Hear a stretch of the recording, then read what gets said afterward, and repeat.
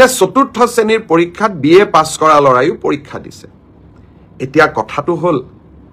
আমি কোনোবাই যদি নিজকে সৰকাৰক ফাঁকি দি পৰীক্ষা দিয়ে তদন্ত নোহোৱালৈকে মুখ্যমন্ত্ৰীয়ে গম পাব নোৱাৰে কেতিয়াবা আপোনালোকে এনেকে মোক ফেসবুকত লিখে টুইটাৰত লিখে যেন মই সব গম পাওঁ কোনোবা লৰা এজনে যদি বিএ পাছ কৰিও নিজৰ যোগ্যতাটোক লুকুৱাই পেলাই চতুৰ্থ শ্ৰেণীৰ পৰীক্ষাত আবেদন কৰে মুখ্যমন্ত্ৰীজনে কেনেকে গম পাব আপোনালোকে খবৰ দিব আপোনালোকক আমি সুবিধা দিম যে এনে যিসকল লোকে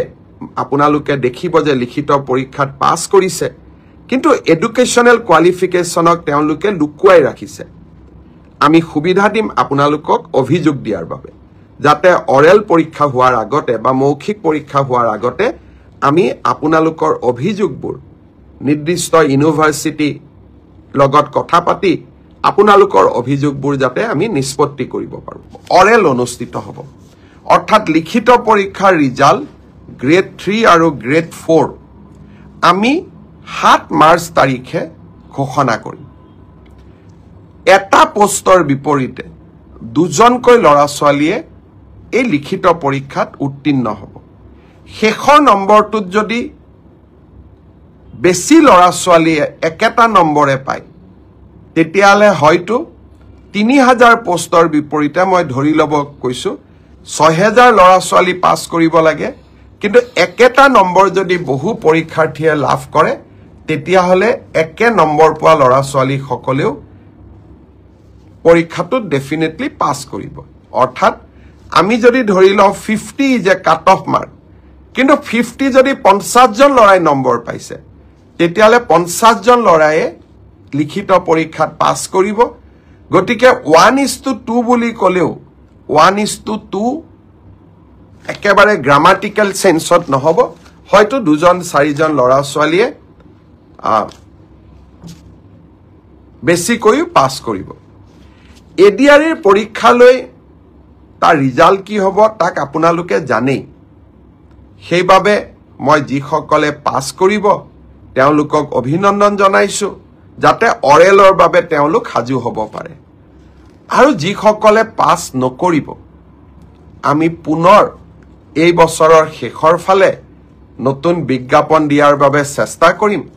আপোনালোকে আৰু এবাৰ পৰীক্ষাত অৱতীৰ্ণ হ'ব আৰু লগতে অসমত উদ্যোগসমূহ আহিব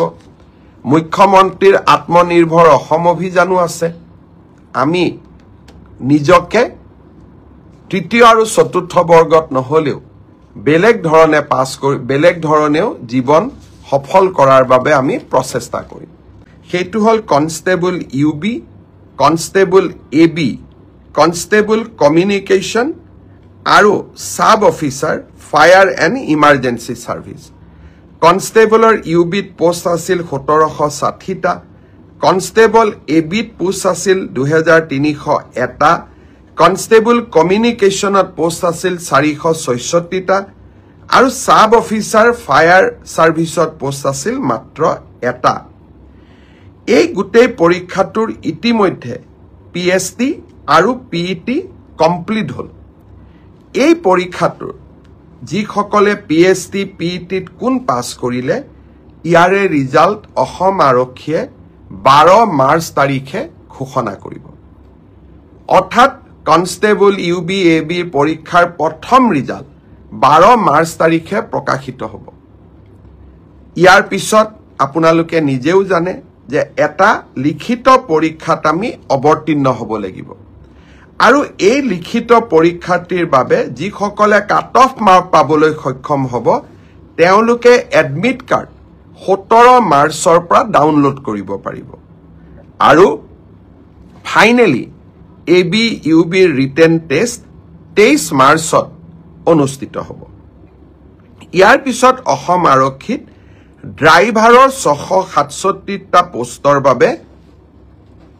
পিএসটি আৰু পিইটি অনুষ্ঠিত হৈছিল এই ড্ৰাইভাৰৰো পিএসটি পিইটিৰ পৰীক্ষাৰ ৰিজাল্ট অহা পৰহি দিনাখন অৰ্থাৎ 4 মাৰ্চ তাৰিখে অসম আৰক্ষীয়ে ঘোষণা কৰিব ইয়াৰ পিছত স্বাভাৱিকভাৱে ড্ৰাইভিং টেষ্ট হ'ব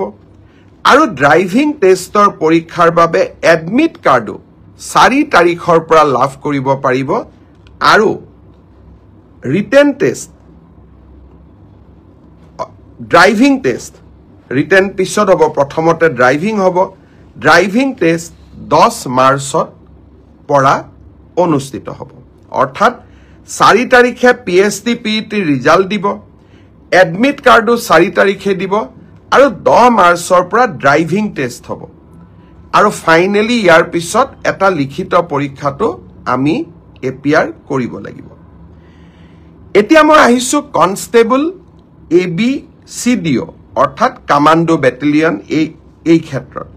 ইয়াত পোষ্ট খুব কম আছিল মাত্ৰ 164টা পোষ্ট আছিল 164 কাৰণ কমান্ডো ব্যাটালিয়ন বিলাক নতুন ব্যাটালিয়ন ইয়াত ভ্যাকেন্সি অহাৰ এতিয়া প্ৰশ্নটো বহুত কম কমান্ডো ব্যাটালিয়নৰ ৰিজাল্ট আমি আমাৰ কাট অফ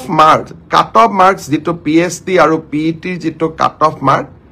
তাক আমি 27 মাৰ্চ তাৰিখে ঘোষণা কৰিম অৰ্থাৎ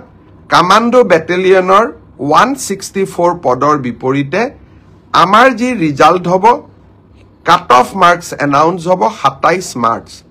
তাৰ পিছত এডমিট কাৰ্ড আহিব 1 এপ্ৰিল তাৰিখে আৰু সাইকোমেট্ৰিক টেষ্ট 8 এপ্ৰিলৰ পৰা অনুষ্ঠিত হ'ব আমাৰ গ্ৰেড 4 অসম আৰক্ষীত 258টা পোষ্টৰ বাবে অনুষ্ঠিত হৈছিল গ্ৰেড 4 পৰীক্ষাৰ PhD PET হৈ গল আৰু কেইটামান হ'ব বাকি আছে 15 মাৰ্চলৈকে চলিব হে ইয়াৰ PhD PET ৰিজাল্ট আমি দিউতে